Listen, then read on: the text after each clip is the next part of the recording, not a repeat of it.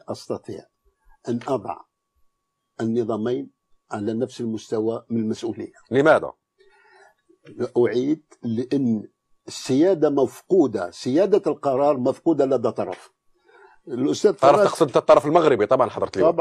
طبعا أنا لما أتكلم لك وهو والدكتور أرسخ فرادي قال لك حتى الجزائر قراراتها يعني مرهونة لجهات ما. أنا لما نقول قراراته مرهونة نعطيك الدليل. إذا كان أنت تعطيني الدليل صح، أنا نعطيك مواقف. أنا لا أحكم على الشعارات، لا أحكم على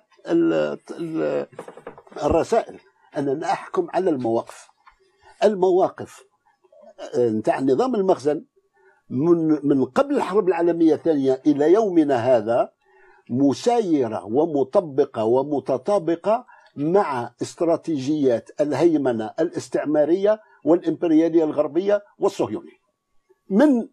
قلت لك من الحرب العالمية الثانية إلى يومنا هذا مواقف.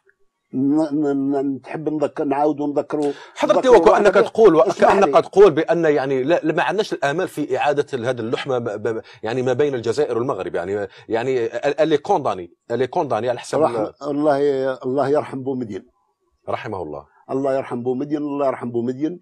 هذا هو جاوب على سؤالك هذا، قال لك احنا نبنيو مغرب الشعوب ما نبنيوش مغرب الحكومات. فسرنا الشعوب.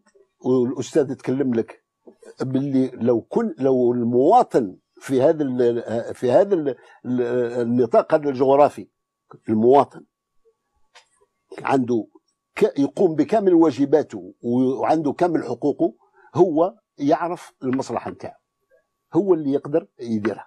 لماذا؟ لان يحوس على مصلحه بلاده، يصلح على مصلحه شعبه، ما يخدمش استراتيجيات اجنبيه.